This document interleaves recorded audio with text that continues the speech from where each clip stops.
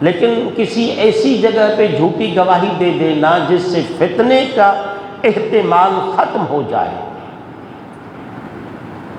جھوٹ بول دینا۔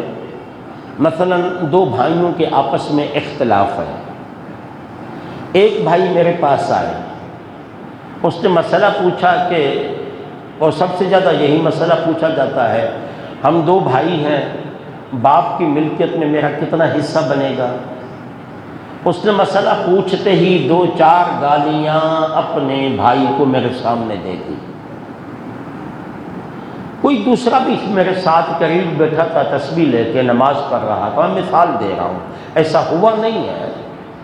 اس نے جب سنا کہ یہ امام صاحب کے ساتھ بیٹھ کے اپنے سگے بھائی کو گالیاں دے رہا ہے، بک رہا ہے ان کو گالیاں، اس نے جا کے ان کو بتا دیا۔ اسے اسلام میں کہتے ہیں چغلی۔ ادھر کی بات ادھر بتانا، لڑانے کے لیے، اسے اسلام میں کہتے ہیں چغلی، اور یہ حرام ہے، اس کی سخت سزا ہے۔ اب جب اس بندے کو پتہ لگا، وہ میرے پاس آ گیا، اس نے کیا کہا، واقعی میرا بھائی مجھے گالیاں دے رہا تھا آپ کے سامنے۔ اب ایک تو ہے میں سچ بولوں، انہیں کہوں کہ ہاں وہ آپ کو دے رہا تھا،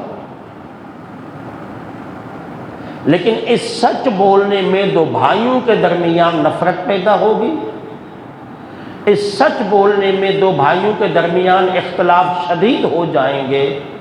اسلامی تعلیمات یہ ہے کہ یہاں مجھے سچ نہیں بولنا، یہاں اس فتنے اور جھگڑے کو ختم کرنے کے لیے میں کہہ سکتا ہوں، ارے نہیں بھائی تمہیں وہ کیوں گالیاں دے گا، میں نے بولا تو جھوٹ ہے، گواہی تو میں نے جھوٹی دی ہے، سچ تو نہیں بولا ہے میں نے۔ جی کہتے ہیں دروغ مصلحت آمیز، بے از راست فتنہ انگیز۔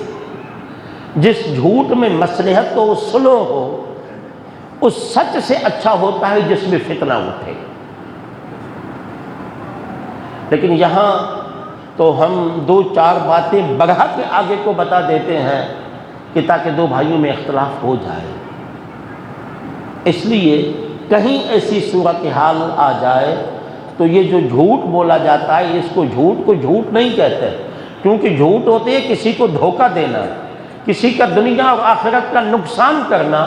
میں نے واقعہ کے خلاف بات تو ضرور کی ہے، لیکن چونکہ میرے بات میں نہ کسی کی دنیا اور آخرت کا نقصان ہے، نہ کسی کو تکلیف ہے، بلکہ میری اس غلط بیانی میں، واقعہ کے خلاف بات کرنے میں دو بھائیوں کے درمیان صلح ہو رہا ہے، تو اسلام نے اس موقع پہ اس طرح کی ترکیب استعمال کرنے کی اجازت دی ہے۔ جو اسلام جھوٹ بول کے دو بھائیوں کے درمیان صلح کرانے کا حکم دیتا ہے، اور ہم دو بھائیوں کو لڑاتے ہی رہنے کا کام کر دیں، تو کل خدا کو کیا منہ دکھائیں گے؟